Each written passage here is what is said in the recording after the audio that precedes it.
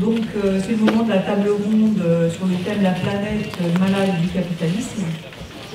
Donc nous sommes aujourd'hui dans une actualité, et nous sommes allés tout à l'heure, nous étions tous les trois sur la marche, la fameuse marche donc initiée par les associations Attaque, Oxfam, Les Amis de la Terre, et qui a eu lieu dans 90 pays, qui a rassemblé, je ne sais pas exactement, mais je pense pas mal de monde en France.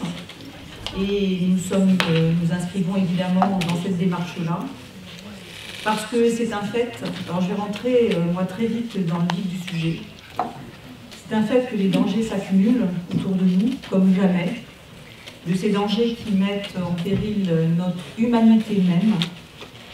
Certains découvrent enfin que nous vivons dans un monde fini, parce que justement tout va s'articuler autour de ça. Nous sommes dans un monde fini, nous sommes en train de découvrir.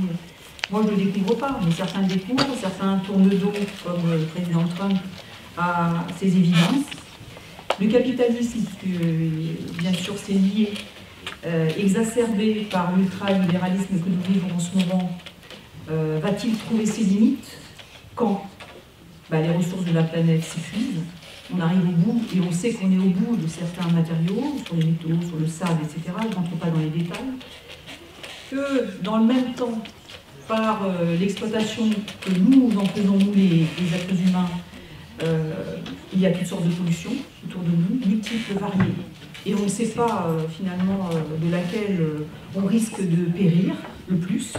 Il y a des pollutions chimiques, des pollutions nucléaires, des pollutions par les matières plastiques.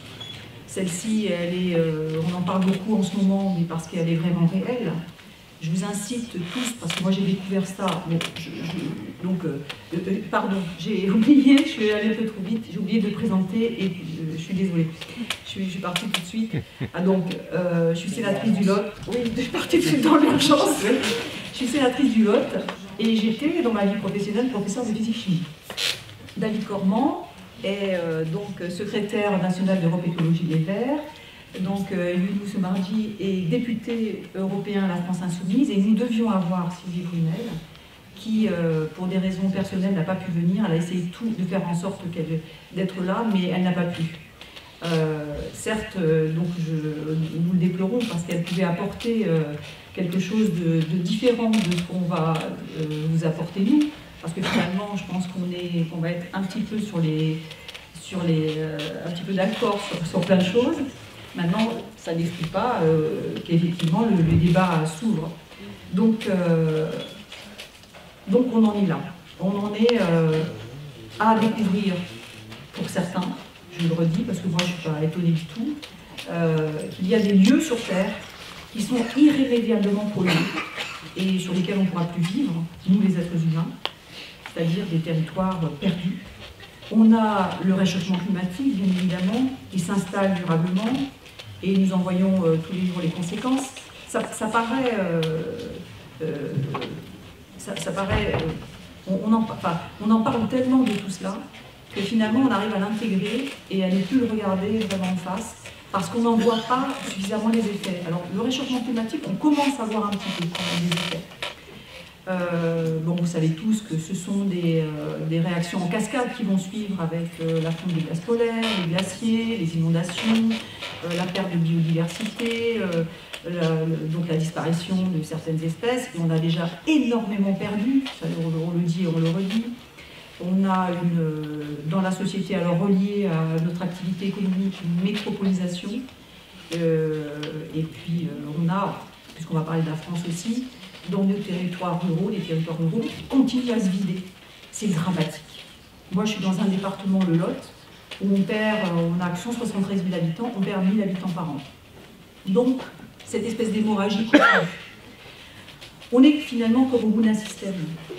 Mais concrètement, l'écologie, qui devrait être une priorité, ne l'est absolument pas. Alors qu'il y a une urgence absolue. Il y aurait un impératif, finalement, qui devrait supplanter tout, et qui devrait s'imposer, et s'imposer notamment à l'économie. Le capitalisme, on le sait, ne s'autorégule pas. Le capitalisme, il va vers la conquête, sans fin des marchés, je dis bien sans fin, c'est croître toujours, et le Graal, c'est en fait d'obtenir un monopole et de faire des marges les plus importantes possibles. Et ceci en exploitant les populations, parce que c'est comme ça qu'il faut le dire, même si ça paraît un peu désuet, hein, l'exploitation des masses laborieuses, mais c'est la vérité, c'est les faits, et c'est la perversion de tout un système qui nous inclut tous en tant que consommateurs, qui sommes leurrés, trompés, baladés, incités à consommer de plus en plus à grands coups de publicité et de marketing. Face à cela, n'est-il pas temps de construire une critique écologique du capitalisme, c'est-à-dire une critique nouvelle, d'une ampleur inégalée, avec une dimension plus large, plus universelle, plus vitale en fait, plus urgente, englobant la critique sociale qui existait déjà sur l'exploitation des masses laborieuses par la classe dominante, sur l'immoralité de ce capitalisme. Alors, face à cela, on a des solutions qui se présentent à nous. Les solutions, ça peut être, comme on l'a vu et j'ai vécu, puisque je suis élue depuis peu de temps, le capitalisme vert. C'est une des choses qui nous est proposée par le président Macron, qui a réuni le 12 décembre dernier dans le One Planet Summit, qui a réuni des entrepreneurs, parce que je vais les appeler comme ça, du monde entier, qui sont venus dire qu'effectivement il y a un problème. En premier, Mark Bloomberg, qui vient de dire que oui, il y a un problème, puisque au niveau des assurances, on voit une croissance exponentielle des demandes de remboursement, et effectivement il y a un problème écologique. Donc il s'approprie les choses. Est-ce que tout cela, avec les objectifs de rentabilité, qui sont les objectifs du capitalisme, est-ce que cela va être compatible avec l'écologie, qui nécessite une vision plus fine des choses? Donc voilà, le capitalisme vert, c'est ce qui nous est proposé, parce que le capitalisme a cette capacité à toujours être en avant pour déceler, comme ils disent, des solutions innovantes et ce genre de choses. Voilà.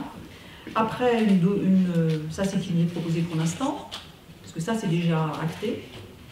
Nous, je pense que ce que nous tous nous défendons, ce serait un développement solidaire, durable, avec des circuits courts, avec une réindustrialisation et face au capitalisme globalisé, de proposer des solutions locales. Et puis, il y a toujours la solution des mesures drastiques, contraignantes, d'un État qui obligerait par des lois à des comportements plus responsables. Cela dit, quand on regarde, quand on a eu l'État qui s'en est mêlé, on a eu quoi? On a eu avec Macron les états généraux de plein de choses. Résultat, les courses dans les lois, il n'y a pas grand-chose. On a eu avec Sarkozy les Grenelles, et on a vu que ça a été détricoté quand même au fur et à mesure. On a les COP au niveau international. Finalement, il n'en ressort pas énormément de choses, même s'il y a des accords. Il y a des accords qui ont été signés. Moi, je pense que, vu les enjeux, bon, je ne développerai pas plus, je vais laisser la parole aux autres intervenants. Vu les enjeux, il faut un énorme courage politique. Il faut une volonté pour changer les choses. Et moi, je serais pour dire qu'il faudrait que l'on ait, en quelque sorte, une espèce de New Deal écologique, avec une planification, des investissements, une relance, et pour mettre tout à plat. Et pour mettre tout à plat, pour moi, il me semble nécessaire qu'on associe bien évidemment la population, avec un grand débat public. On est à la croisée des chemins, avec la démission de Nicolas Hulot. Pour moi, ça a sonné. Moi j'ai connu Nicolas Hulot en tant que parlementaire pour certaines lois, je l'ai vu faire. C'est quelqu'un qui avait des convictions vraiment chevillées au corps, qui était d'une grande patience. Quand on entendait de la part de certains sénateurs républicains certaines choses qui étaient dites sur le droit d'entreprendre, etc., et qui ne comprenaient rien à rien parce que pour eux, l'écologie ne compte pas, il est resté d'un calme absolu, d'une sérénité. Il savait toujours replacer et il ne s'est jamais fâché, il n'a jamais été insultant, l'air de dire « moi je sais des choses, vous, comme peuvent être certains politiques ». Donc j'ai trouvé extraordinaire. Évidemment, je suis un petit peu orpheline maintenant que nous ne l'avons plus. Pour moi, ça sonne comme la fin d'une illusion, c'est-à-dire le fait que lui étant là, on savait qu'il y avait quelqu'un qui avait à cœur de faire aboutir les choses. Il avait beau être nommé et voulu par le président Macron et le Premier ministre, il n'a pas pu aller au bout de certaines choses. Donc ça, c'est un peu inquiétant. Et moi, je pense que la mise à plat, elle doit être... Alors, je ne sais pas comment, parce que la question est posée, comment on fait un débat public, comment on essaye de faire en sorte que les citoyens soient le plus concernés, et comment on fait pour les éclairer sur les problématiques qu'ils auront envisagées. Parce que pour moi, rien ne peut se faire quand on n'a pas la connaissance. Et il est indispensable que tout un chacun soit bien au fait des différents problèmes que nous avons, pour pouvoir faire après des choix politiques en toute connaissance de cause. Et ça, on ne l'a jamais vraiment fait. On n'a jamais, par exemple, vraiment posé le problème du nucléaire sur la table. On n'a jamais posé le problème vraiment des pesticides, etc. Bon, il y a des lois, etc., comme on l'a fait récemment. C'est difficile de mener des combats, parce qu'on a des lobbies, hein, comme l'a dit Nicolas Hulot, et on a un gouvernement, et on a compris maintenant qu'on n'a pas trop à attendre de ce gouvernement. Il reste l'aspect européen, l'aspect évidemment mondial, puisqu'on est évidemment les pollutions en plus, elles ne restent pas dans le pays, hein, la suite des vents, etc. Les cours d'eau, elles vont dans les océans, donc voilà, ça doit être envisagé au niveau mondial, global. Mais ça n'est pas pour ça qu'il ne faut rien faire, à mon avis. Évidemment qu'il faut faire, on a, nous, à montrer l'exemple, pourquoi pas. Et puis je voudrais terminer par une dernière chose, c'est, je pense qu'on n'arrive pas à, moi je le ressens comme ça, on n'arrive pas à faire monter en puissance les problèmes de l'écologie, parce que tout le monde est d'accord, tout le monde a le vocabulaire, oui, oui, c'est grave, etc., il faudrait faire quelque chose, et puis finalement on n'avance pas beaucoup. Bien parce qu'on a perdu ce lien avec la nature.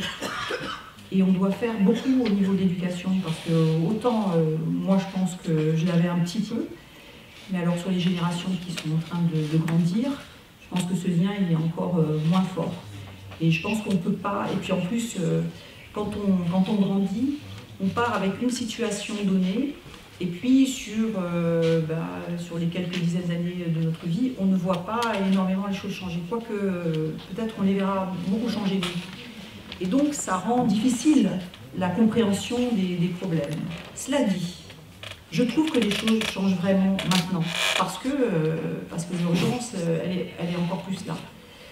Et notamment parce que j'ai parlé tout à l'heure des pollutions au plastique.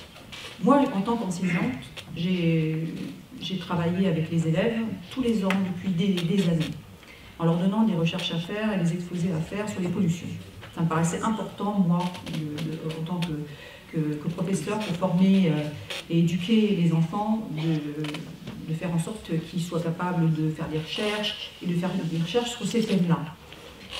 Quand j'enseignais, quand on faisait sur la pollution des matières plastiques, eh bien c'était de dire oui, il y a au cœur des océans, à l'endroit où il y a des tourbillons, oui, là il y a des matières plastiques qui se concentrent, etc. C'est un vrai problème. Et puis, je ne sais pas, naïvement, de penser qu'on ne l'avait pas là, sur nos plages. L'été dernier, à la suite, j'étais à la plage, comme tout un chacun, en regardant le sable, et puis en cherchant des coquillages, etc., et en regardant de plus près, j'ai commencé à voir des petits bouts de plastique. Et quand j'ai commencé à en avoir un, je les ai tous vus. Minuscules, très très très petits, parce qu'on ne pouvait presque pas les prendre. Mais pourtant, on voyait bien que c'est du plastique, vu la couleur, vu les couleurs. Donc la pollution plastique, c'est extrêmement grave, parce que vraiment, oui, on l'a chez nous. Et là, tout le monde peut faire l'expérience et regarder. Donc voilà, ça c'est une pollution parmi d'autres. Il y en a plein, les pollutions, malheureusement. Donc voilà, je désirais poser le problème comme ça pour revenir après avec l'histoire de la planète malade du capitalisme. J'ai entendu hier à la radio Daniel Cohen, économiste, qui parlait de passer de l'ère de la quantité à l'ère de la qualité. Donc je pense que la problématique, effectivement, elle est là. Alors je vais laisser la parole maintenant à la ministre. Le micro marche. Oui. Bonjour. Je veux d'abord remercier les organisateurs de nos causes communes de m'avoir invité à participer à ce débat.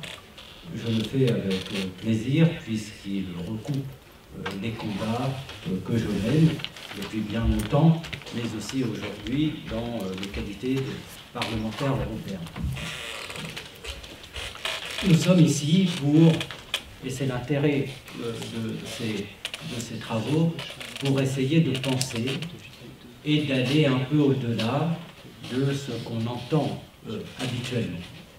Et je vais me risquer à quelques idées qui n'ont pas forcément valeur de véracité toujours, mais que je mets dans le débat, et j'aimerais bien qu'il puisse y avoir un retour de votre part pour pas que finalement nous sortions de ce débat en disant ben, on a entendu des choses qui ont été déjà 1000 fois entendues.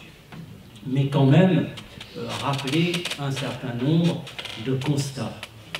Nous sommes à un moment unique dans l'histoire de l'humanité, et c'est un moment qui est particulièrement tragique. Ce moment est celui de la question même de l'effondrement de notre civilisation et d'un processus qui est engagé, que je considère être un processus décivilisationnel. Je ne sais pas si c'est un néologisme, mais si c'en est un, j'aimerais bien qu'il soit partagé. Un processus décivilisationnel qui a commencé il y a bien longtemps avec l'émergence d'une modernité portée par le système capitaliste, mais nous reviendrons sur cette question. Ce moment est tragique parce que nous sommes dans une marche vers le précipice. J'avais tweeté il y a quelques jours, c'est une marche aveugle, conduite par des aveugles, vers le précipice. Et puis, en me relisant, je me suis dit, mais ce n'est pas tout à fait juste, en fait. Parce que c'est pire que cela. En fait, nous sommes à un moment où c'est une marche consciente, éclairée par la science, vers un suicide collectif. Et c'est là où on doit se poser une question. Nous sommes tous au courant des rapports du GIEC. Nous sommes tous au courant, tout le monde me dit aujourd'hui, que nous sommes dans la 6e vague d'extinction des espèces. Et que si on continue à ce rythme de prédation, dans quelques décennies, des animaux tels que les grands singes ne seront plus visibles que dans des eaux. Nous sommes tous au courant que si nous continuons à ce rythme de prédation, il n'y aura plus un seul poisson, ni crustacé, ni coquillage connu disponible pour la pêche commerciale avant 2050. Et nous savons tous également qu'avant 2050, il y aura plus de plastique au fond des océans que de poissons. Et entre aujourd'hui et 2050, nous allons produire plus de plastique que nous n'en avons produit depuis le début de l'histoire humaine. Parce que nous devons aussi rappeler un certain nombre de chiffres qui sont ceux de la démographie mondiale. Nous sommes aujourd'hui un peu plus de 7 milliards d'habitants. Dans 100 ans, c'est-à-dire un enfant qui naît aujourd'hui, nous sommes à peu près certains qu'il sera en vie dans 100 ans. Et dans 100 ans, la population va croître pour être à hauteur de 11 milliards d'habitants, selon les projections moyennes de l'ONU. Et il y a un modèle qui est le modèle, je ne veux pas qualifier d'occidental, mais qui est le modèle capitaliste européen, américain, qui a été porté comme un modèle qui doit être exporté dans le monde entier. Et on se rend compte que si ce modèle continue à être porté, eh bien, cela va accélérer la marche vers ce précipice. Et étant au courant de tout cela, eh bien, finalement, nous ne faisons rien. Les gouvernements ne font pas grand-chose à part des proclamations, et nous voyons qu'il y a une très grande difficulté finalement à remettre en cause nos habitudes. Et c'est là où il faut s'interroger. Je crois qu'on peut avoir d'abord une réponse un peu simple. On peut se dire, d'un côté, il y a ceux qui tirent le plus grand bénéfice du modèle consumériste et productiviste, la finance, les multinationales, l'oligarchie, et puis de l'autre côté, le peuple, qui lui pourrait être plus vertueux. Mais en fait, je crains que les imaginaires de la multitude, c'est-à-dire du grand nombre, soient peuplés par les injonctions consuméristes de ceux, effectivement, qui portent ce système. Et c'est là où on voit la difficulté qu'il y a à rentrer dans une transformation et à une remise en cause des habitudes. Et c'est pourquoi je crois qu'il faut toujours revenir sur l'idée même du bonheur. En fait, quand on fait de la politique, on revient toujours sur cette question. Et l'idée du bonheur aujourd'hui, en Europe, aux États-Unis, en Chine, en Inde, en Afrique, partout, elle a tendance à se standardiser, à s'uniformiser et à être sur ce modèle consumériste qui nous conduit vers la catastrophe. Alors, on doit se demander peut-être comment on en est arrivé là. Je crois que le système capitaliste est un système qui fonctionne. Je laisse de côté beaucoup de questions, mais je pense qu'elles ont été évoquées ou c'est présent dans vos esprits. Mais le système capitaliste est un système qui fonctionne sur une horizontalité. C'est la société de consommation et qui combat toutes les verticalités et toutes les transcendances.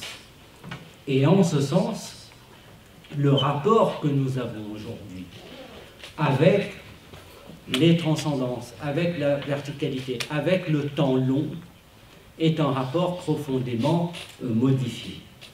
Et nous voulons tout de suite, tout consommer immédiatement, et nous envisageons le bonheur à l'instant T, sans projection. Et du coup, notre rapport aux générations futures, mais comme nos rapports avec ceux qui nous sont éloignés, comme les autres espèces, etc., finalement, cela nous indiffère du moment où nous parvenons immédiatement à la satisfaction de nos besoins. C'est pourquoi beaucoup d'entre nous étions dans la marche pour le climat tout à l'heure, et beaucoup d'entre nous allons retourner en sortant, et moi-même d'ailleurs, dans un mode de vie qui contrevient exactement à ce que j'ai pu dire et à ce que je peux dire actuellement.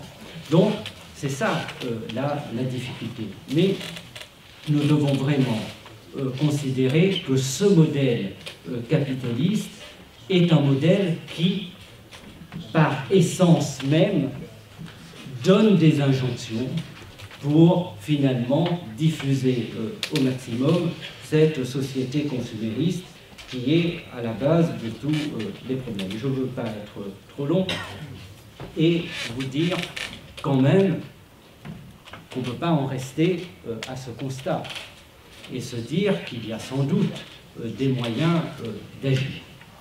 Je pense que premièrement, c'est vraiment par la base que cela pourra évoluer et par des initiatives locales pour remettre en cause les absurdités de toute cette organisation d'un système capitaliste et du libre-échange qui aggrave la dette écologique. Par exemple, avec des initiatives d'agriculture de proximité, voilà, tout ça, vous connaissez ça très bien. Donc, des initiatives locales. La deuxième chose, je pense que l'État, évidemment, doit affirmer son rôle et engager de véritables révolutions. Nous, à la France Insoumise, c'est les propositions que nous avons inscrites dans l'avenir en commun pour opérer effectivement cette bifurcation.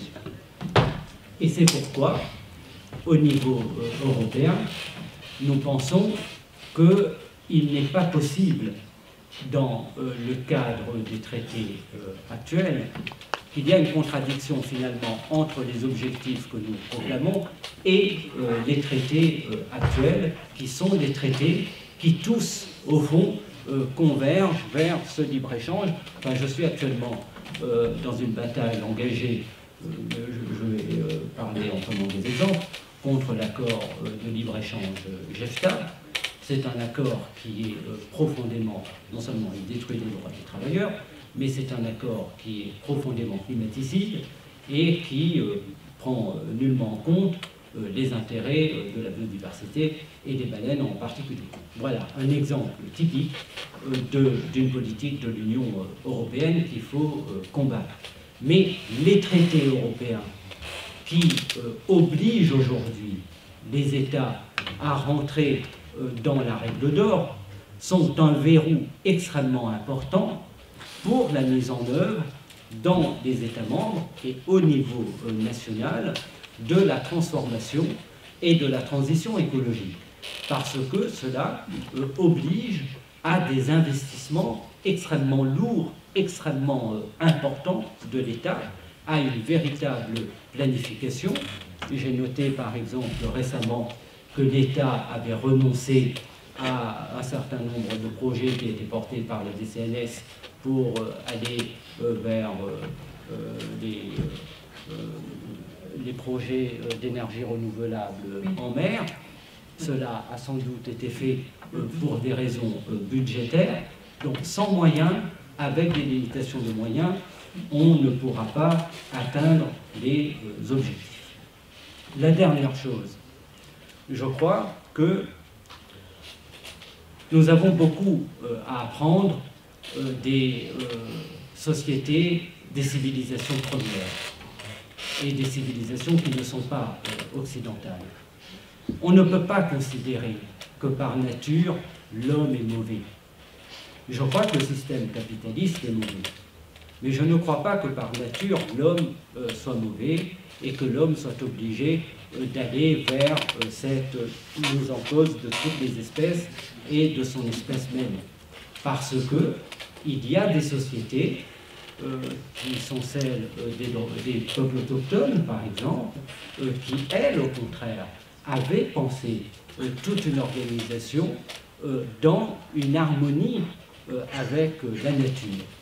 Quand, à la France Insoumise, nous disons « nous ne devons pas prendre plus que ce que la nature peut renouveler », eh bien là, c'est quelque chose, cette harmonie, c'est quelque chose que l'on peut retrouver, par exemple, dans la civilisation indienne, par exemple, dans un certain nombre de principes ayurvédiques. Donc, d'autres civilisations ont pensé aussi cela. Il y a eu des ruptures qui sont arrivées, et je crois que nous devons, et c'est extrêmement important d'être mobilisés, nous devons tous travailler à aider à cette bifurcation. Parce que si cette bifurcation n'intervient pas très vite, nous allons à pas accélérer vers le précipice. Mais nous devons vraiment prendre conscience que cela oblige à des révolutions, non seulement coperniciennes des esprits, mais surtout à une remise en cause des intérêts. Pourquoi? Parce que, et vous l'avez dit de manière très juste, il y a ce mythe de la croissance infinie dans un monde fini, pour reprendre une expression célèbre. Donc toujours produire davantage. Or, il faut aujourd'hui considérer qu'il faille mieux répartir les richesses. Mieux répartir les richesses et réduire les inégalités dans un monde où la population mondiale va se stabiliser à plus de 10 milliards d'habitants. Mais cela va obliger, pose, dans les sociétés européennes et dans les sociétés qui tirent aujourd'hui le mieux parti de cet ordre économique mondial. Voilà, je pourrais dire encore beaucoup de choses, mais je pense que le débat nous permettra d'aller plus loin. Merci.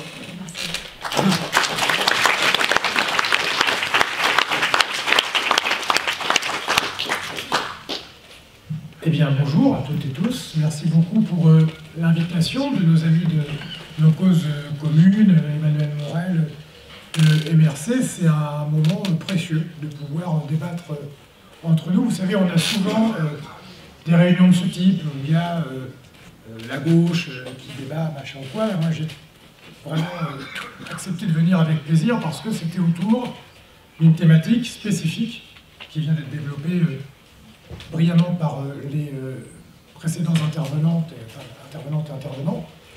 Et pourquoi c'est un moment particulier, ça a été dit par vous, c'est qu'on est dans un moment de bascule de l'histoire en réalité. Et nous sommes dans cette pièce, peut-être les une ou deux générations à venir, nous sommes les quelques générations qui avons à avoir la responsabilité, soit de contenir l'effondrement déjà en cours et de préparer ce qu'on appelle la résilience, soit de connaître de graves désordres où la régulation se fera avec une brutalité extrême.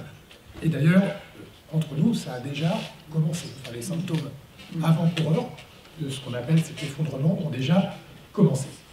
Mais on ne va pas non plus faire la tête, et il va falloir aussi ne pas céder au truc un peu désespérant qu'on est en train de se dire. Parce que ce désespoir trop important risquerait de nous démobiliser par rapport à ce que nous devons faire. Et le postulat que je pose, c'est que le changement dont tu as parlé, dont tu as parlé de modèle, est joyeux. Parce qu'aujourd'hui, dans ce modèle actuel, sommes-nous heureux? Moi, j'en ai pas le sentiment.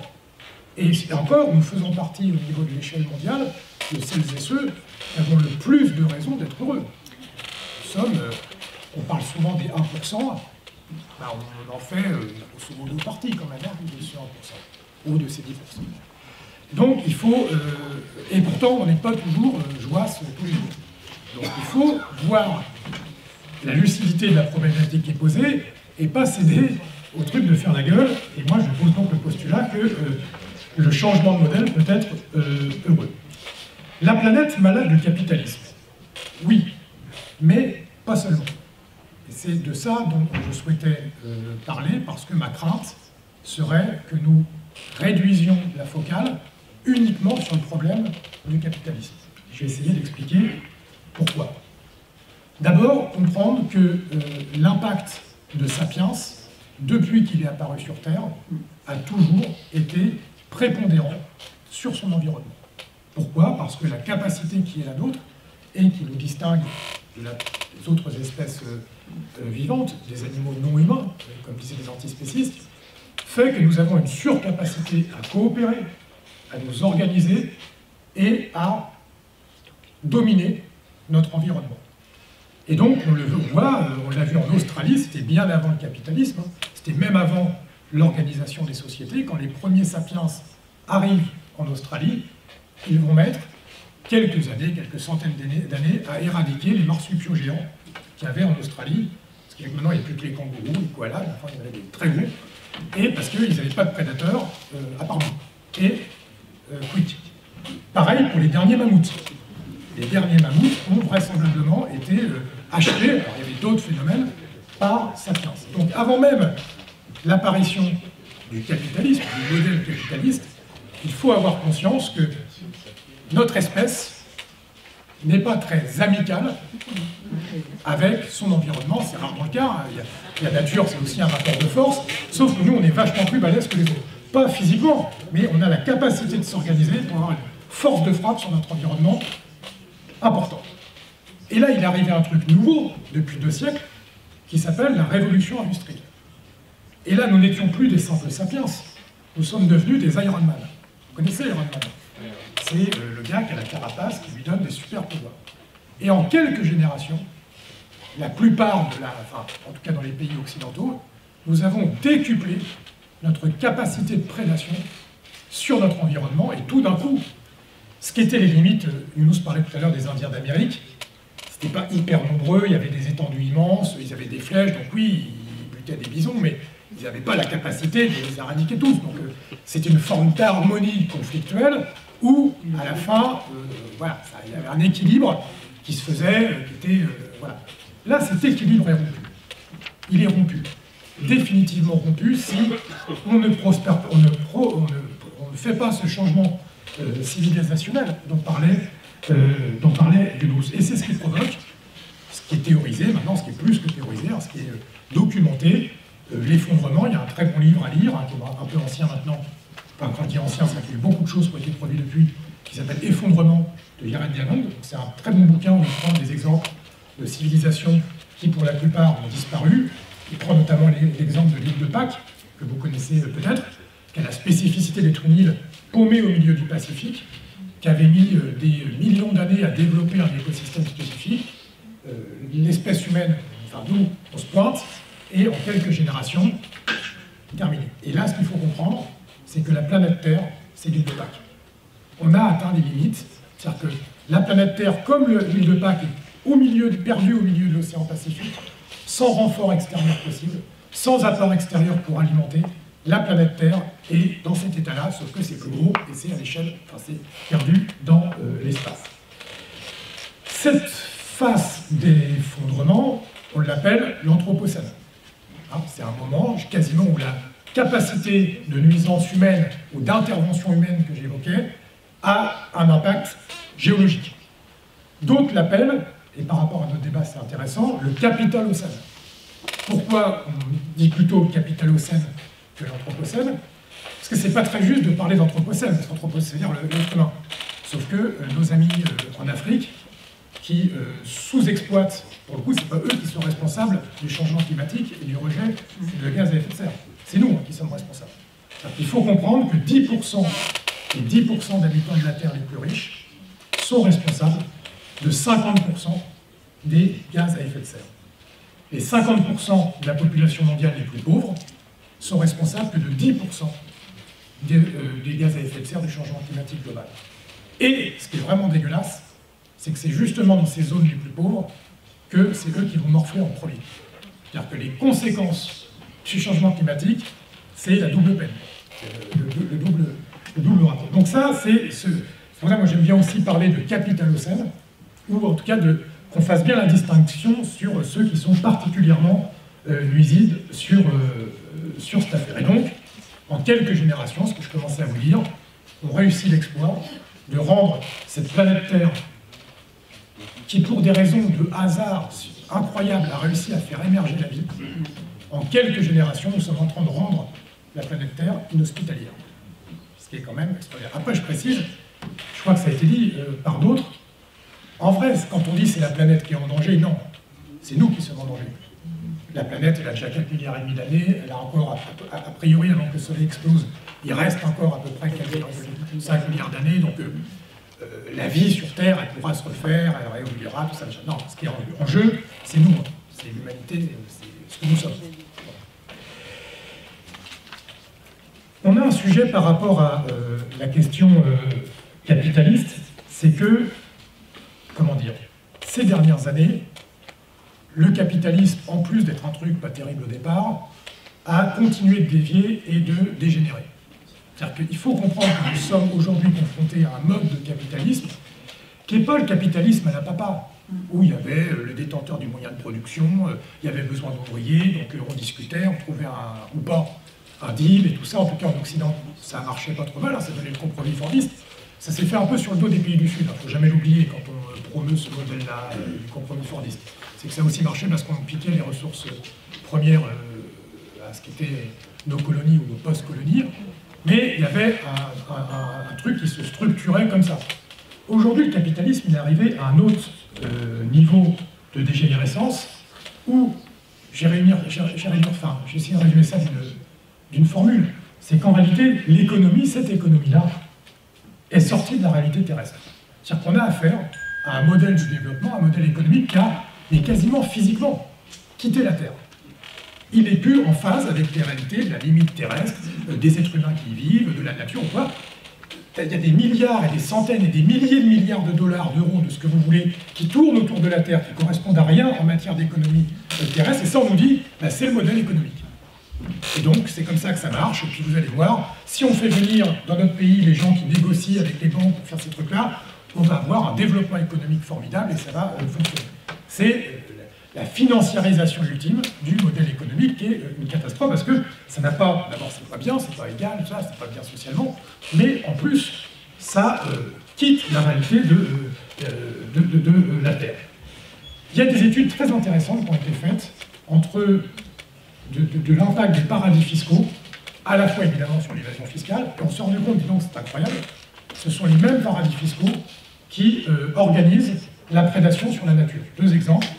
Sur les océans, la pêche hors la loi, où on va en eau profonde, le chalutage en eau profonde, d'ailleurs, je profite de l'occasion qui m'est donnée de saluer le travail notamment du Mousse et des parlementaires européens de plusieurs forces politiques, les écolos bien sûr, mais qui ont réussi à remporter quand même cette bataille avec l'association Bloom pour empêcher le chalutage en eau profonde, comme ça des fois l'Europe, avec toutes les turpitudes, on sera amené à reparler, et en capacité parfois, quand il y a des élus déterminés, motivés à porter, et une société civile mobilisée à... Donc ça, tous les pêcheurs bandits industriels qui détruisent les océans, ben, quand on regarde où sont les pavillons, c'est dans des paradis fiscaux.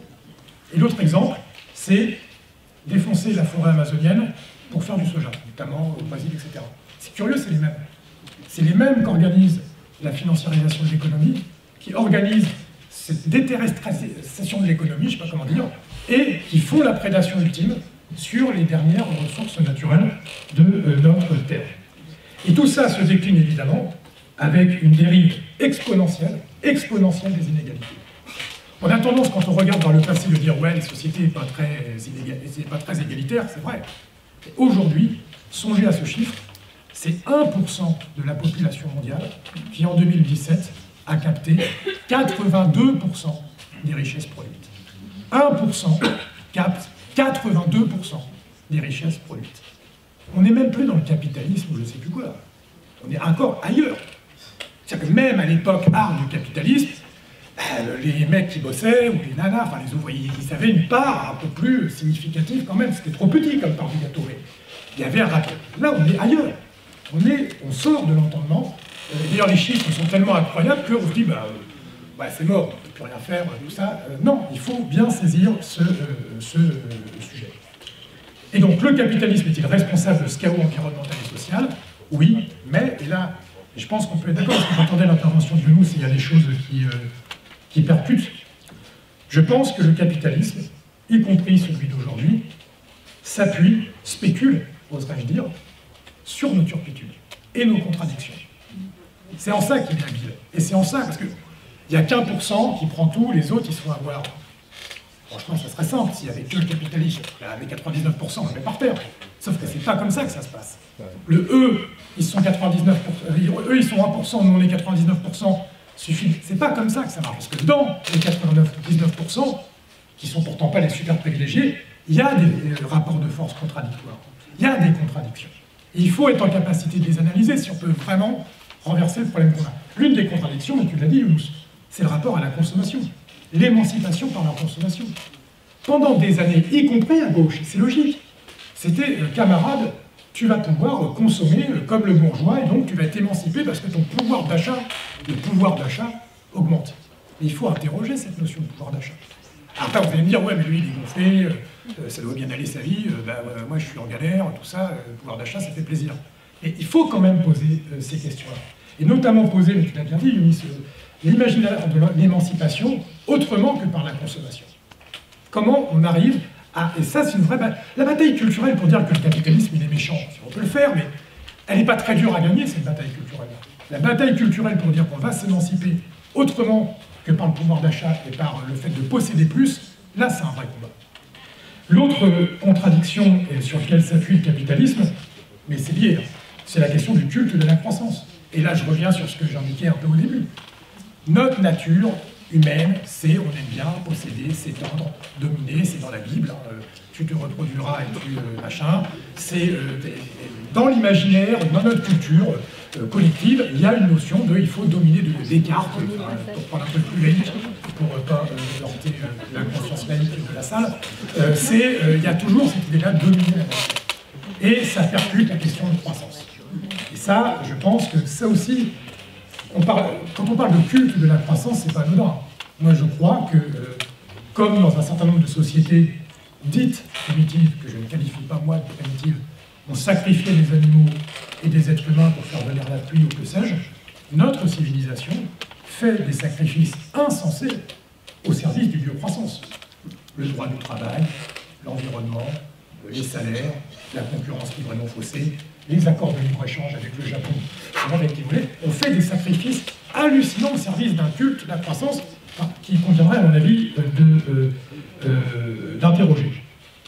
Un autre sujet, je n'ai pas trop développé, mais je pense que ça vaut le coup qu'on arrive aussi, y compris à gauche, à en parler, c'est la confusion autour de la notion de progrès ou de modernité. Pendant longtemps, la gauche traditionnelle, et c'est logique, c'est dans les racines aussi, donc il faut l'analyser, considérait que le progrès, y compris industriel, technique, était par nature le partenaire du mieux vivre et d'être plus heureux. Je pense que tout ça se discute. Je pense que depuis quelques générations seulement, le rapport au progrès n'est pas seulement est-ce qu'on sait le faire, mais est-ce qu'on doit le faire. Le premier, d'ailleurs, sujet de basculement philosophique là-dessus, pour moi, c'est le nucléaire. Typiquement, la bombe nucléaire et ou le nucléaire civil, on savait le faire en termes de progrès, de technique, fallait-il le faire? Parce que là, on a développé une technologie qui peut, ni plus ni moins, là pour le coup, anéantir toute forme de vie. Nous y compris, mais là, toute forme de vie. Et je pense que dans les temps qui viennent, déjà aujourd'hui, beaucoup de questions de ce type se posent.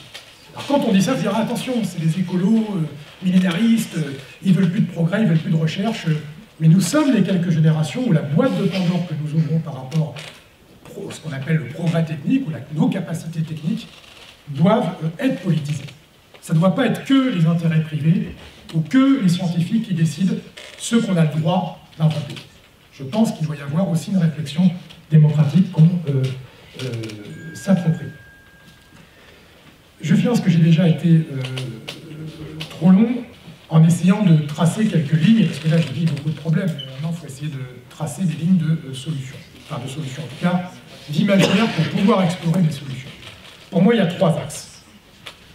Le premier axe, c'est que nous devons sortir de l'anthropocentrisme. Toutes les forces politiques, jusqu'à maintenant, comment dire, nourrissaient un projet par rapport à la société uniquement à partir du point de vue de l'humain, de la civilisation humaine. Je crois qu'il faut que maintenant on arrive à avoir une vision de la construction de la société que nous souhaitons de façon écocentrique. C'est-à-dire que nous sommes comptables des autres espèces qui vivent sur cette planète. Et donc quand nous concevons un projet politique, nous devons le concevoir évidemment en tant qu'humains, mais aussi du point de vue des autres espèces qui vivent sur cette planète. Quand vous faites ce changement-là, en fait, ça change beaucoup de choses. Ça revisite beaucoup de choses, beaucoup de nos rapports à l'aménagement du territoire, par exemple, à nos relations avec les autres êtres vivants. On a beaucoup parlé du bien-être, plutôt du mal-être animal. Je parlais tout à l'heure d'une économie hors sol. Notre agriculture devient hors sol. Les animaux sont élevés dans des usines, à œufs, à viande, à lait, hors sol. Ils ne touchent plus le sol, ils ne voient plus le ciel. Pareil pour l'agriculture, de plus en plus, elle aussi, hors sol. Donc cet rapport à la vie doit être un des axes fondamentaux d'une nouvelle vision, d'un nouveau projet politique.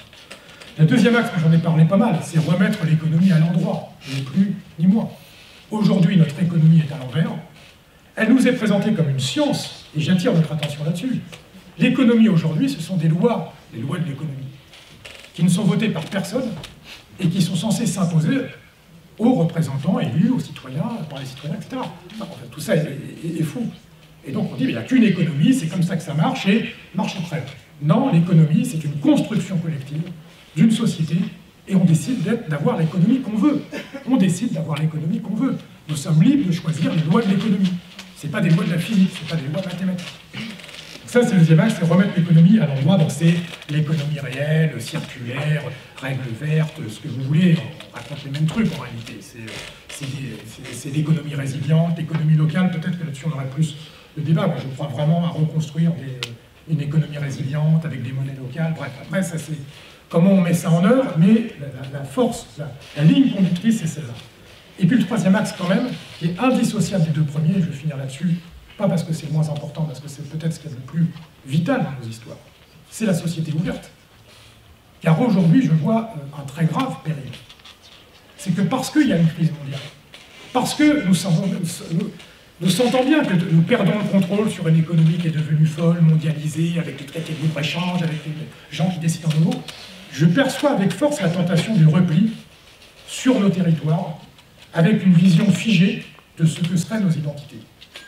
Moi, j'alerte là-dessus, on ne s'en tirera pas dans un seul pays. Le socialisme dans un seul pays, ça ne marche pas. L'écologie dans un seul pays, ça marche encore moins. Et donc nous sommes frères de destinée, frères et sœurs de destinée, avec l'ensemble des êtres vivants qui vivent sur cette planète. Et si nous n'avons pas cette vision de communauté de vie, alors je pense que nous n'arriverons pas à répondre. Vous savez, il y a plusieurs façons de quitter la réalité terrestre. Il y a la façon de Trump, qui dit l'accord de Paris, je m'en fous, changement climatique, de toute façon j'y crois pas vraiment, et puis je ne veux pas le faire. Il y a la vision Macron, de dire le libéralisme, la croissance sans fin, on va aménager à la marge avec François de Rugy, vous allez voir, ça va finir par ruisseler, ça ira mieux. Mais il y a une autre façon de quitter la réalité terrestre. Il y a une autre façon de quitter la réalité terrestre, c'est de se replier dans nos frontières. Parce que nous n'arriverons pas, si nous ne sommes pas en lien avec le reste du monde, et c'est pour ça que, y compris c'est des débats, je pense qu'on aura dans les mois, d'ailleurs les années qui viennent, attention de ne pas sacrifier des outils à qui on peut faire beaucoup de reproches, mais qui permettent d'avoir des visions transnationales. Attention de ne pas sacrifier ces outils-là. Par contre, il faut reprendre le pouvoir dessus, parce qu'on nous les a barbotés. Mais il ne faut pas lâcher l'affaire, et je pense, je fais référence évidemment à la question de l'Europe. Et je voudrais conclure avec une citation que j'aime beaucoup, qui dit « L'universel, c'est le local, moins les murs. L'universel, c'est le local, moins les murs. » Donc notre vision de l'universel, c'est d'avoir le sentiment qu'au niveau local, nous devons construire ces liens de solidarité, mais il ne faut pas construire de murs, parce que nous sommes liés à une communauté de destin. Je vous remercie.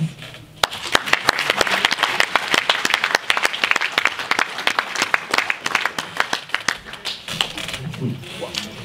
On va entamer le débat tout de suite. Un petit point de précision. Lorsque je disais que je ne crois pas que la nature de l'homme et de l'humanité soit par nature même mauvaise, en revanche, je pense que le capitalisme est par nature même barbare. Et qu'il y a une barbarie du capitalisme qui s'est diffusée dans la civilisation, dans les traits dominants de la civilisation actuelle. Et je veux prendre un exemple qui est celui de l'esclavage. Bon. Je laisse de côté d'autres explications par rapport à des aspects de race et tout sur l'esclavage. Mais l'un des moteurs de l'esclavage, c'était effectivement des réponses économiques, et c'était le capitalisme dans toute sa barbarie. Donc, le capitalisme, par nature, il va vers les désordres que nous rencontrons, et c'est toute la difficulté. La bataille culturelle, pour le moment, nous l'avons perdue. Et c'est en quoi nous sommes devant une responsabilité très grande pour reconquérir les imaginaires. La planète est malade du capitalisme. Mais ça veut dire quoi, la planète?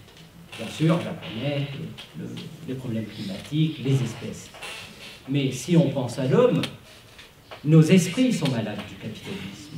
Et nos corps sont malades du capitalisme, avec tous les problèmes concernant les pesticides, la façon dont on consomme, etc. La dernière chose, je pense que nous avons essayé d'intégrer la question du reste du monde du vivant dans nos propositions. Bien sûr, elles ne sont pas encore totalement abouties, mais nous avons aujourd'hui un corps de propositions qui fait qu'on a essayé de penser un intérêt général humain qui est dans l'interdépendance avec les autres espèces et avec la prise en compte aussi de la sensibilité animale. Voilà un petit point de complément, mais je suis content d'avoir contribué à cette évolution.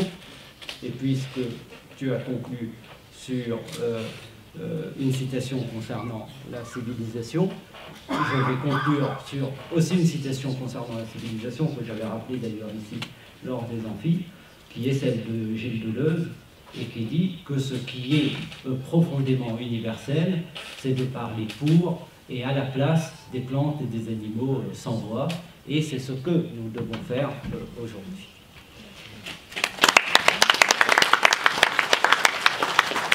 Bien, on va maintenant vous donner la parole pour des questions. Voilà, on vous écoute. On va peut-être procéder à la manière suivante. On va prendre 2-3 questions et puis répondre pour que ce soit plus l'interaction. Et on fera la parité, bien sûr. Bonjour. Avec ce tableau un petit peu noir au niveau des actions, je voulais vous poser une question.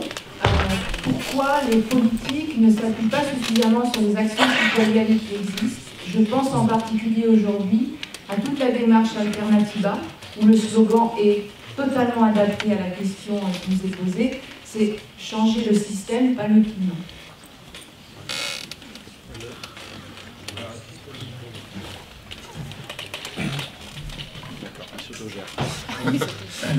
On ne peut être que d'accord avec la multiplication des pollutions qui entraîne l'existence de territoires perdus. Il y a plusieurs articles dans le Monde cette semaine. Moi, je voudrais rajouter quand même un élément d'optimisme qui est lié à la nature des transformations chimiques. En chimie, ce que l'homme sait faire, l'homme sait le défaire. C'est-à-dire, c'est une gamme d'énergie. Ce qui n'est pas vrai pour le nucléaire. Une fois que vous avez créé par fission des produits, vous êtes incapable de revenir en arrière parce que la gamme énergétique est à 4 ou 5 ordres de grandeur. Ce qui pose problème, c'est que le voyage retour coûte plus cher que le voyage aller. Je m'explique. Quand vous avez créé des produits, la capture de ces produits et leur traitement est autrement plus onéreux que la fabrication. Donc ça, c'est quand même un élément intéressant parce que ça veut dire que si on met le prix, on peut toujours régler une pollution. 2 exemples. Vous avez les pluies acides. On a mis des filtres en haut des cheminées de grillage des sulfures et on a fabriqué beaucoup moins d'anhydride sulfurique, ce qui fait qu'on a traité à peu près les pluies acides. Même chose pour la destruction de la couche d'ozone. On a changé les molécules. On a simplement rajouté un hydrogène au fluorocarbone, ce qui font qu'ils sont moins stables et ne sont pas montés dans la stratosphère. Ceci pour dire que si on a envie et si on y met le prix, c'est toujours possible de revenir en arrière. Et ça, c'est un élément d'optimisme dans l'océan de pessimisme actuel. Merci. Allez. Prends une décision, Fred. Merci. Bonjour à tous. Ma question, doit-on continuer à avoir un ministère de l'écologie?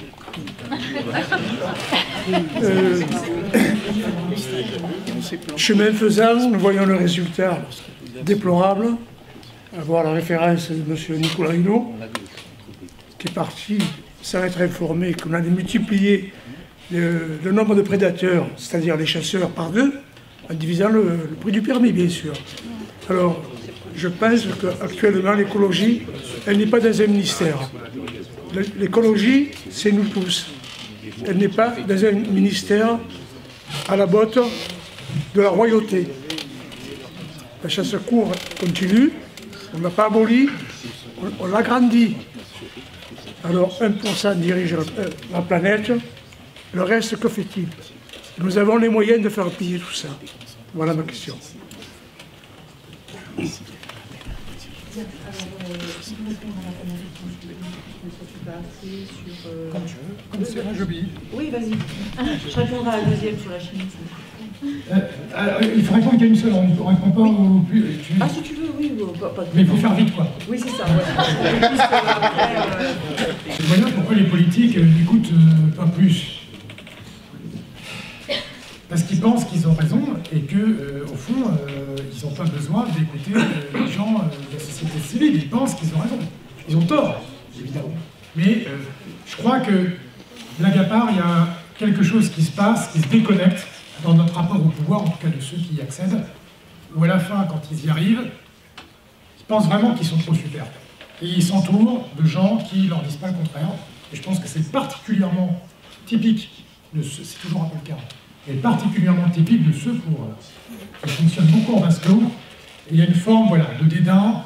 Il y a nous, les gens sérieux, qui parlons avec les grands corps d'État, et puis il y a les punks à chiens qui font du vélo pour sauver la planète. Et au fond, on n'a rien à voir avec ces gens. Donc, moi, je crois qu'il y a vraiment une conception comme ça. Sur la parachimie, tu vas développer. Moi, il y a deux choses. C'est que, oui, sauf que, deux, si réparer c'est plus cher, pourquoi le faire? Et deux, les conséquences humaines de la chimie, celles-là, on ne pourra pas les réparer. Ah, voilà. Sur la question de doit-on avoir un ministère de l'écologie, vous avez raison pour dire que seul, et on l'a vu, un ministre de l'écologie ne peut pas grand-chose. Donc il faut plus qu'un ministère de l'écologie, il faut un gouvernement écolo, un président écolo, une assemblée écolo, un écolo. Donc là, moi, je suis d'accord. Et le truc, quand même, parce que dans votre question, il y a un autre truc important, c'est dire, mais même s'ils le font au niveau du pouvoir central, au fond, ça ne suffira pas, et vous avez 1000 fois raison. Moi, ma conviction, et là on répercute avec la première question, c'est qu'un pouvoir politique, quel qu'il soit, ne pourra pas procéder à cette espèce de grand virage qu'on a les uns les autres développé depuis tout à l'heure, uniquement d'en haut. Et pour moi, il y a trois leviers qui doivent être combinés. Celui, oui, de la régulation, de l'institution, appelons-la comme ça, qui doit être écolo. Le levier des résistances. Et là, en tant que citoyen et citoyen, on peut résister à des projets qui sont fous, qui détruisent même. Et le levier de ce que j'appellerais les utopies concrètes. C'est comment, à mon échelle, je m'organise pour inventer un autre modèle. Je parlais des monnaies locales, ça peut être des AMAP, ça peut être, je sais pas quoi, un truc pour une crèche parentale dans votre coin. C'est comment on recrée des liens de solidarité qui sont conformes, qui sont compatibles avec tout ce qu'on s'est dit sur le nouvel imaginaire. Et moi, ma conviction, c'est s'il n'y a pas les trois leviers à la fois, il faut les trois. On n'y arrivera pas. Et donc, tout le monde doit être à son poste dans cette affaire. Voilà, je vais répondre rapidement moi aussi. Bon, pour ce qui est des politiques qui ne s'appuient pas assez sur les initiatives des associations, ben, je suis entièrement d'accord, ils devraient. Alors, je vais répondre de façon plus détaillée sur la chimie. La chimie artificielle qui a créé des molécules qui n'existaient pas dans la nature, il n'y a pas de processus naturel qui font qu'elles soient détruites. Et quand en plus on les a ingérées, nous, dans les espèces vivantes, c'est dans les tissus, c'est dans le sang, on ne peut pas les enlever. On retrouve du DDT dans la graisse des ours polaires, on retrouve des PCB chez nous tous. Je pense que si on faisait des analyses de sang, on serait étonné de tout ce qu'on peut trouver partout dans nos corps. D'ailleurs, je pense que ça a un lien avec le développement des cancers, hein, parce que d'avoir toutes ces molécules qui ne devraient pas être là, on les a en nous, voilà, c'est quand même un grave problème. Après, la chimie ne peut pas tout faire. Je repense à une pollution qui a eu lieu il y a bien longtemps au mercure à Minamata au Japon. Là, les gens ont été fortement contaminés et bien qu'on ait arrêté la pollution, les gens étaient toujours malades et ça a été un des grands premiers combats de l'écologie. Quant à la couche d'ozone, ben, il se trouve qu'on n'a pas eu besoin de la refaire, la couche d'ozone, elle s'est refaite toute seule, parce que c'est un équilibre chimique en haute atmosphère qui se fait entre O3 et O2. Donc là, on n'a rien fait, on a juste arrêté d'envoyer des chlorofluoro, des CFC. Oui, quand même, on l'a fait, ben, heureusement, mais on n'a pas eu la réparation à faire, elle s'est faite toute seule. Il suffisait d'arrêter d'envoyer et l'équilibre chimique a fait que la couche d'ozone s'est reformée. Non, mais mon intervention, c'était pas du tout un hymne à la chimie. Non. Toutes les précautions possibles pour ne pas créer des molécules qui créent des problèmes après. C'est ça, je rappelle. Simplement, c'était un élément disant on peut réversible. l'argent nécessaire, bah, avoir quand même un retour possible. C'est un élément d'optimisme, pas plus, pas moins. Hein. C'est ça, très difficile quand même. Si vous repensez à la pollution à Céveso dans les années 70, Il a fallu, quand on a décontaminé, c'était quand même très grave, on a dû détruire des bâtiments, on a dû racler la terre sur ça, mais c'était un truc impossible. Vous vous rendez compte du travail que c'est après pour enlever cette pollution qui est là. Donc, sur la réversibilité du phénomène et la possibilité qu'on a de... je suis très... voilà. Et si on doit continuer à avoir un ministère d'écologie, oui bien sûr, mais moi je pense aussi que le ministère de l'écologie devrait être très important et que tout devrait être fait à l'aune de ce ministère-là, même qu'il devrait supplanter les autres, voilà, parce qu'on en est là. Voilà. Je te laisse répondre. Oui, je suis tout à fait d'accord avec toi. C'est-à-dire c'est des objectifs de rentabilité, je veux dire qu'il y ait tant de réticence finalement à opérer des transformations. La réversibilité est extrêmement difficile. Je connais bien le sujet du chlordécone, par exemple. Voilà, vous avez aujourd'hui en Martinique et en Guadeloupe une situation que des scientifiques qualifient de post-Tchernobyl, où il est extrêmement, avec des taux de cancer qui sont extrêmement importants, cancer de la prostate 10% plus important qu'ailleurs. Donc c'est extrêmement difficile. Tout le monde cite l'exemple du Bhoutan, mais je crois qu'il est très intéressant de le reciter ici. Le Bhoutan, qui est ce pays extrêmement curieux, qui a adopté des choix contraires aux choix dominants, eh bien, vous voyez qu'au Bhoutan, les corps sont moins malades que le capitalisme. Sont moins malades que le capitalisme. Oui, ben oui, de fait, mais le capitalisme rend nos corps malades. Et au Bhoutan, les taux de cancer sont à 200% moins importants que dans les sociétés où on utilise les pesticides. Donc nous avons sous les yeux des modèles, mais pour autant nous continuons dans de mauvais chemins parce que priment des objectifs en matière de rentabilité capitaliste. Et au Bhoutan, ils n'ont pas le produit intérieur brut, ils ont le bonheur intérieur brut. C'est une autre unité de calcul qui n'est pas si idiote. On va prendre d'autres questions.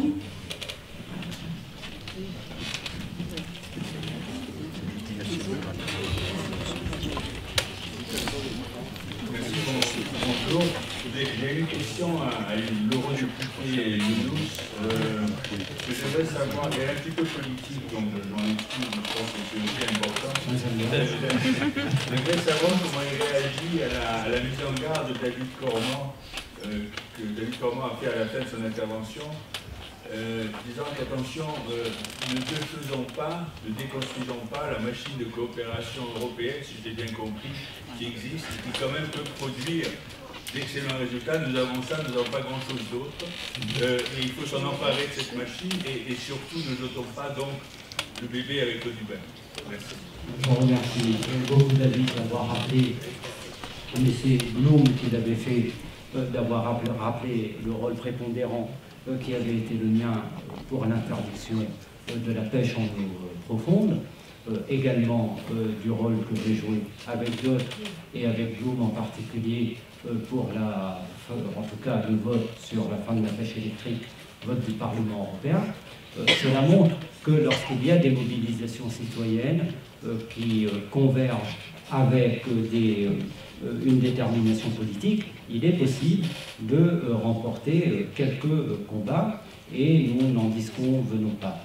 Là où il y a effectivement sans doute une divergence entre nous et Europe Écologie Les Verts, c'est concernant ce fait où nous considérons qu'il n'est pas possible à traité constant d'aller vers les objectifs que nous proclamons communément. Et je crois que là, il y a une vraie divergence. Europe Écologie, et en tout cas son candidat Yannick Jadot, considère que le cadre des traités, et en particulier du traité sur la stabilité budgétaire, est un cadre acceptable qui permet des transformations.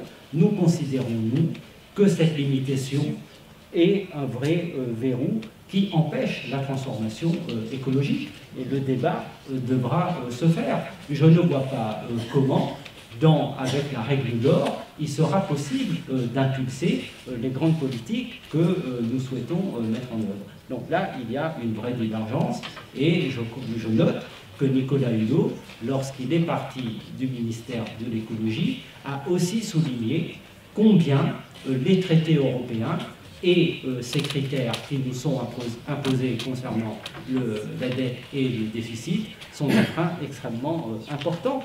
Et il l'a noté de manière extrêmement honnête, et nous sommes absolument d'accord avec lui. Alors une autre question, s'il y avait une femme. Une question qui est un peu... il y a la marge, ce débat qui va plus loin. L'autre jour, j'étais avec un certain nombre de chercheurs, de biologistes et ethnologues qui partagent toutes nos préoccupations en matière de écologie et qui estiment que dans une centaine d'années, le problème va s'autoréguler de lui-même, car compte tenu de la crise alimentaire qui va se poser, et notamment la crise de l'accès à l'eau, il y aura 1 tiers ou 2 tiers de l'humanité qui va disparaître.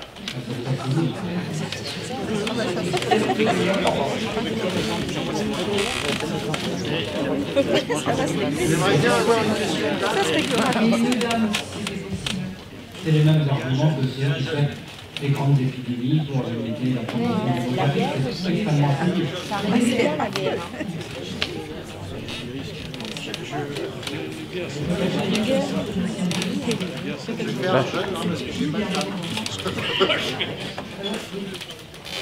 Désolé.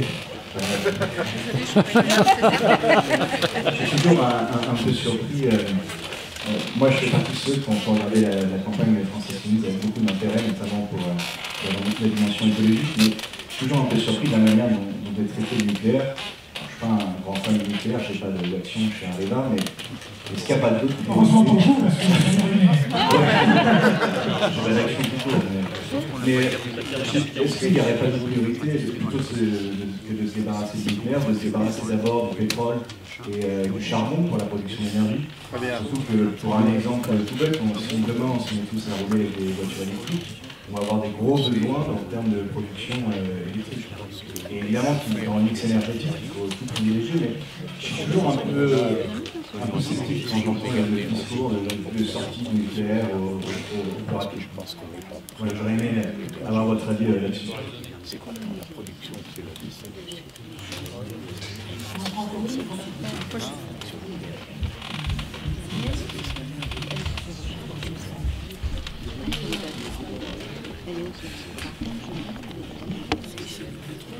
Bonjour, merci. Alors, souvent, je vous demande à expliquer plus fort inclus les questions économiques de notre réflexion.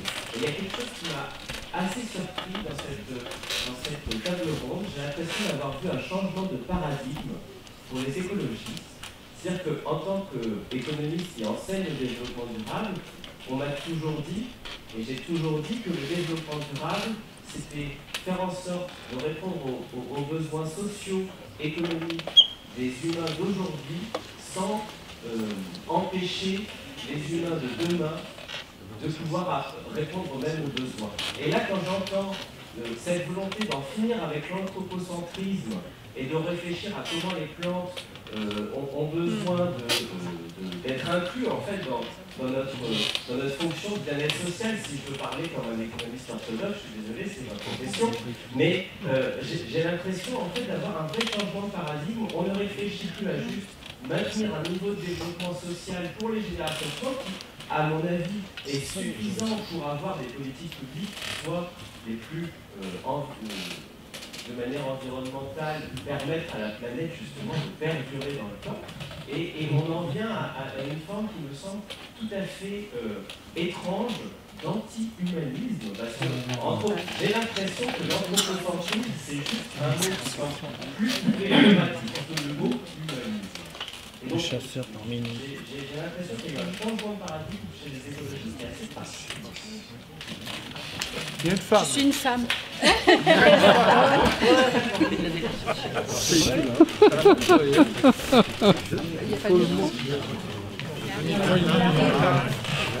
Il faut qu'il court. Ça va bien, Oui, moi je voudrais, ça va un petit peu dans le même sens que la question ou le constat précédent. David, tout à l'heure, tu as dit attention à ne pas réduire, j'ai pris les mots, à ne pas réduire la focale au capitalisme. Bien avant, il y a très longtemps, nous avons combattu les mammouths et autres énormes bêtes qui envahissaient notre planète. Et voilà, tu as dit la force de frappe sur notre environnement, elle existe chez l'homme. Et aujourd'hui, moi je pense que ce qui est en question aujourd'hui, c'est vraiment le modèle économique que nous vivons, donc le capitalisme à outrance. Donc, et je continue de penser que l'humanité est quelque chose de primordial, que l'économie est vraiment au service de l'homme, de la nature bien évidemment, et que la nature dans laquelle vive l'homme est un tout. Et je ne mettrai pas en avant autant la nature que l'homme, je mettrai les deux ensemble. Voilà.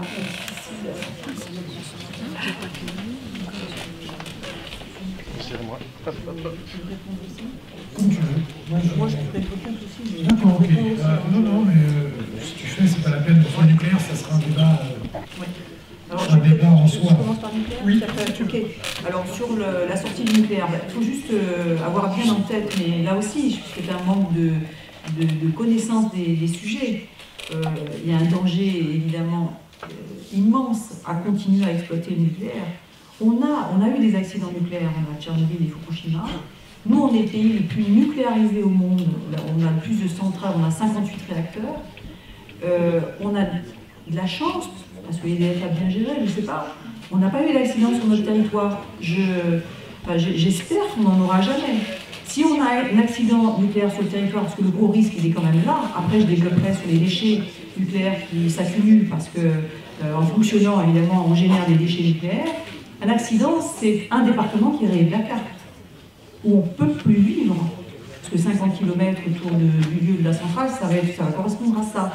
On ne peut plus vivre, on ne peut plus le traverser. Et en plus, après, s'ajoute à cela une pollution en tache de léopard, parce que les radionucléides étant tombés ça et là, ensuite ils suivent par les pluies, ils sont captés par certains végétaux, etc. Donc ils sont répartis de façon inégale sur le territoire. Et donc c'est pas seulement une zone concernée, mais c'est plus que ça. Vous imaginez le choc pour nous, la France, qui sommes un pays touristique, un pays si beau, et vous imaginez ça, peut-être que vous n'êtes pas mis à la place des habitants à côté de Tchernobyl ou de ceux de Fukushima qui ont dû quitter les lieux où ils avaient toujours vécu et qui ont dû les laisser pour toujours. Vivre ça, c'est quand même quelque chose d'absolument effroyable. Est-ce qu'on veut continuer à vivre avec ce risque-là? Alors on peut croire que ça ne nous concerne pas et que ça ne va jamais nous arriver. On peut juste être un peu réaliste, quoi. Le risque, il est toujours là. Et puis, en fonctionnant, les centrales nucléaires génèrent des déchets. Et c'est un gros problème qu'on va avoir là. On est obligé, on les stocke, on les stocke pour l'instant pas du tout correctement. On a un risque parce qu'on a ces déchets, il va falloir trouver un endroit où les mettre. On abure, comment on va faire, les gens sont contre, etc. On est devant un problème énorme. Et encore, nous, on gère, je pense qu'on surveille, etc. Mais des déchets nucléaires, il y en a un petit peu partout dans le monde. Sans compter qu'au début, quand on a exploité le nucléaire, il me semble qu'on a envoyé des fûts en mer du Nord, etc. Et que par la corrosion, etc., ces choses-là vont venir en pleine figure. Donc oui, c'est quelque chose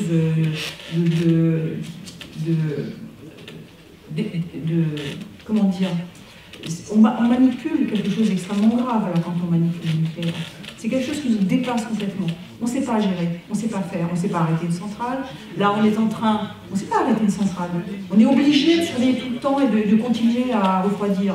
Il faut juste savoir ça. Je pense que la question du nucléaire n'a jamais été posée, j'en parlais tout à l'heure, n'a jamais été posée sur la table. Bon, on sait pourquoi. Hein, on a eu le monopole d'EDF, etc. Et cela continue encore. On est parti là, David en parlait tout à l'heure, sur quelque chose de complètement fou. C'est-à-dire qu'on a vendu des EPR alors qu'on n'en a pas un seul qui fonctionne. Enfin, c'est quand même, là, on est sur une course, une fuite en avant totale. Ça va se casser la figure Et on va se le prendre et on va tous payer pour ça. Oui, en plus, on en a vendu, on est en train de... Enfin, bon, c'est quelque chose d'effroyable. Donc oui, je pense qu'on peut mettre le problème sur la table, en discuter, ce sera la moindre des choses, parce qu'on ne l'a jamais fait. C'est important qu'on le fasse. Et qu'on décide tous, ensemble, et de façon démocratique, qu'est-ce qu'on veut comme monde, et comme pour notre pays, la France, quel monde veut-on pour demain, pour nos enfants? Est-ce qu'on veut continuer à vivre avec le risque du nucléaire? Est-ce qu'on veut continuer à devoir gérer, parce que ça c'est un problème, je ne sais pas si on arrivera à le résoudre, le problème des déchets. Et puis c'est des déchets, ils vont arriver à plus de 300 degrés quand on va les stocker. Donc il va falloir prévoir quelque chose qui devra tenir des milliers d'années. Est-ce qu'il y a des constructions qui ont tenu si longtemps? Qu'est-ce qu'on laisse à ceux qui vont venir après nous? Donc voilà, on a quand même une responsabilité par rapport à ça. Voilà, donc voilà ma réponse. Si tu veux, ouais, il y aurait beaucoup à dire sur le nucléaire. Je ne sais pas si ça vaut le coup de développer, mais quand on dit le stockage des déchets, c'est au moins 100 000 ans. 100 000 ans. 100 000 ans, c'est 4000 générations. Pour le confort énergétique de 3 ou 4 générations, nous allons léguer aux générations suivantes, aux 4000 générations qui vont nous succéder, le fait de stocker ces déchets mortels. Quelle civilisation? Et là, c'est une question philosophique. Si vous voulez, on peut parler argent. Le nucléaire, ça ne marche pas. C'est une ruine. EDF a 40 milliards de dettes. Le grand carénage, c'est retaper les vieux réacteurs. C'est entre 50 et 100 milliards. Dur, le stockage, là, c'est 25 milliards. Qui a le premier euro pour faire ça? Donc on peut continuer à persister dans cette voie sans issue, mais moi j'aime bien insister sur la question, franchement, philosophique. Quelle civilisation choisissons-nous d'être? Quelle civilisation choisissons-nous d'être? Et il y a moyen de faire autrement. Il y a le rapport de l'ADEME, c'est pas des hippies en sandalettes, l'ADEME, c'est un service de l'État, qui explique qu'en 2050, on peut avoir 100% d'énergie électrique en France d'origine renouvelable. Il y a un scénario de négawatts, mais ça c'est une ONG, on fait les mêmes études. Donc en fait, il y a un truc, c'est qu'il suffit de décider de le faire. Soit on décide de le faire, soit on ne décide pas de le faire. Mais c'est possible. Et je vais vous dire, l'autre analogie que je fais avec le nucléaire, c'est les toxicos. Quand on est dépendant à une drogue dure, au début, quand vous en prenez, moi ça m'est pas arrivé, je suis pas la drogue, mais c'est un flash, quoi, c'est super. Et au fur et à mesure que vous en prenez plus parce que ça vous fait du bien. Vous en prenez parce que vous n'avez plus le choix. Et pendant ce temps-là, votre corps, et bien le nucléaire, c'est pareil. Au début, rappelez-vous, on n'a pas de pétrole, mais on a des idées. C'est pas cher, c'est sûr, on est en avance technologie sur l'ensemble du monde. Aujourd'hui, le seul argument, c'est on ne peut pas faire autrement. Voilà la dérive du nucléaire. On l'a fait. Maintenant, il faut traiter les je ne sais plus combien de réacteurs qui vont arriver en fin de vie, qu'on ne sait pas étendre, qu'on ne sait pas retraiter. On ne sait pas le faire, on ne sait technologiquement pas décharger, résorber un réacteur nucléaire. Et on continue d'en construire, en se disant, mais les générations futures sauront faire. Mais quelle folie!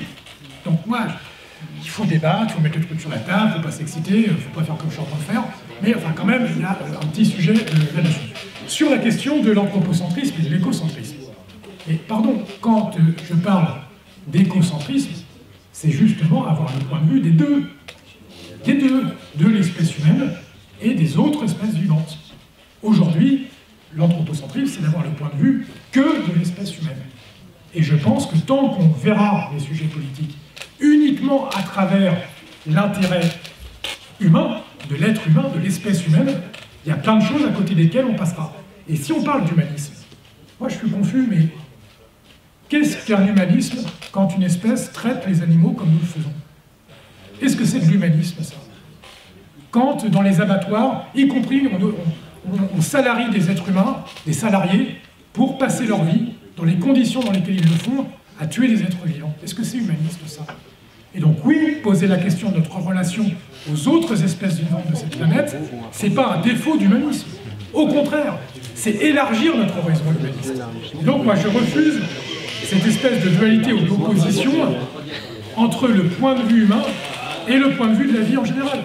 Nous faisons partie de cette vie en général, et je crois qu'il y aurait un progrès, y compris politique, à apprendre ça. Après, on on peut ne pas être d'accord, mais je me permets d'insister là-dessus. Et dernier point sur notre ami, je n'ai pas entendu le prénom, mais qui est prof d'économie, enfin c'est les métiers, sur la définition du développement durable, qui est, il faut mettre d'accord, en gros, le développement durable, les questions sociales, économiques et écologiques. Tout dépend de quelle économie on parle. Parce que c'est ça le vide dans la discussion qu'on a. C'est pour ça que j'ai insisté là-dessus. Au service de quelle économie? Vous savez, on dit souvent, l'écologie est punitive. Moi, mon sentiment aujourd'hui, c'est que c'est l'économie qui est punitive. C'est l'économie à laquelle on est confronté qui est punitive. Et il faut remettre encore une fois les choses à l'endroit. Je ne crois pas que ce soit l'écologie qui punisse. C'est le modèle économique dominant qui nous punit. Qui punit socialement, qui punit environnementalement, etc. Donc oui, c'est vrai, là j'admets qu'il y a chez les écolos un paradigme particulier, spécifique, par rapport à d'autres forces politiques. C'est vrai. Oui. Pas par rapport à tous. J'ai pas dit tous, oui, voilà, par rapport à d'autres, mais pas à tous. Et effectivement, c'est un changement de paradigme complet. L'humanité a considéré qu'il était possible de se retrancher du monde du vivant. Et nous rappelons, par nos propositions, que l'humanité fait partie d'un tout, fait partie du monde du vivant. Et nous voulons inventer un nouvel humanisme. C'est ça, en fait.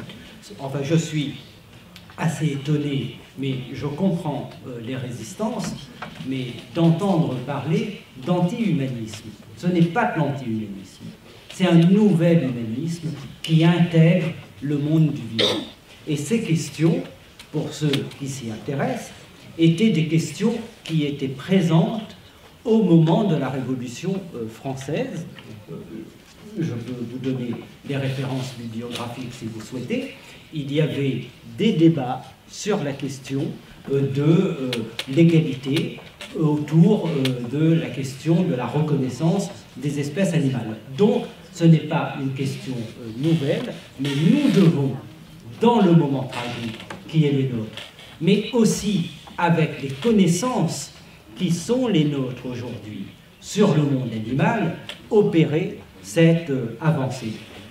Je le disais il y a quelques semaines, vous connaissez tous cette controverse de Valladolid, où on se posait la question, est-ce que les Indiens ont une âme? Aujourd'hui, en 2018, on se dit, mais c'est quand même extraordinaire, cette controverse de Valladolid est totalement surréaliste. Je ne veux pas que dans un siècle, lorsqu'on va jeter un regard sur notre génération, on se dise, eh bien, il se posait ces questions sur les espèces animales, alors que nous savons qu'elles sont conscientes, qu'elles sont organisées en société, etc., etc., et qu'elles ont une sensibilité. Donc c'est notre responsabilité d'accomplir ce saut. Il peut y avoir des résistances dans la société, mais ce n'est pas pour ça qu'il ne faut pas le faire, et si ça demande du courage, eh bien, je crois que nous en avons. Bon, on est on arrive au bout de cette table ronde. Merci à tous d'avoir été là, merci à vous d'être intervenus. Nous sommes devant des défis très importants. Je crois qu'il va falloir qu'on s'interroge sur la notion de progrès. Et on ne peut que souhaiter que nous tous, nous travaillons chacun à notre échelle à ce que les choses avancent durablement et positivement. Voilà, merci à tous.